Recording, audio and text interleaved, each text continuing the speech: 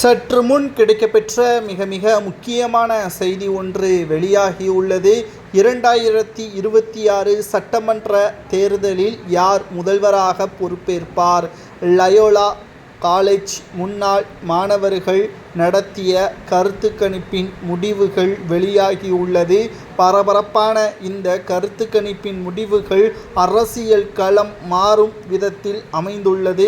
தற்பொழுது முதல்வர் ஸ்டாலின் அவர்கள் முன்னிலையில் இருந்தாலும் அடுத்தடுத்து இருக்கக்கூடியவர்கள் கூட்டணி அதிமுகவுடன் வைத்தால் எதிர்க்கட்சி அந்தஸ்தை கூட இழக்க நேரிடும். அதாவது 77% ஸ்டாலின் முதல்வராக வாய்ப்புகள் இருப்பதாகவும், ஆனால் எடப்பாடி பழனிசாமி அவர்கள் 73% வாய்ப்புகள் இருப்பதன் காரணமாக விஜய் அவர்கள் 64% வாய்ப்புகள் இருப்பதாகவும், விஜய் அவர்களும் திருமாவளவன் அல்லது விஜய் அவர்கள் மட்டும் அதிமுகவுடன் கூட்டணி வைக்கும் பட்சத்தில் எடப்பாடி பழனிசாமி அவர்கள் முதல்வராகவும் துணை முதல்வராக விஜய் அவர்களும் பொறுப்பேற்கலாம்.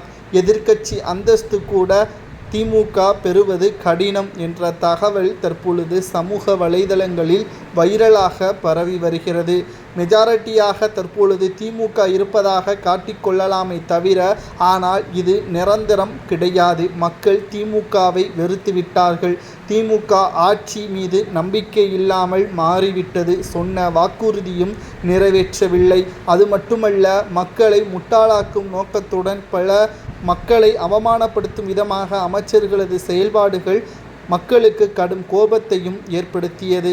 அவமரியாதை செய்யக்கூடிய மூத்த அமைச்சர்களுக்கு நடவடிக்கை எடுக்காமல் அவர்களுக்கு பேசுவது சரிதான் என்று முட்டுக் கொடுத்த ஸ்டாலின் அவர்கள் 2026 சட்டமன்ற தேர்தலில் மீண்டும் முதல்வராக பொறுப்பேற்க முடியாது என்ற கருத்து கணிப்பு, முதல் கருத்து கணிப்பு என்று கூட கூறலாம். இன்னும் 9 மாதங்கள் தான் இருக்கிறது.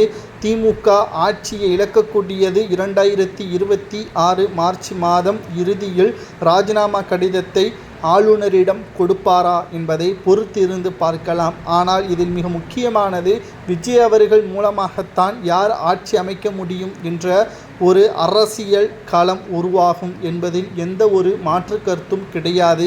இதுவரை தமிழகத்தில் கூட்டாட்சி, அதாவது ஆட்சியிலும் அதிகாரத்திலும் பங்கு என்பது இருந்திருக்குமா என்று தெரியவில்லை. கடந்த 20 ஆண்டுகளாக ஆளும் கட்சியாக திமுக அல்லது அதிமுக இருந்துள்ளது.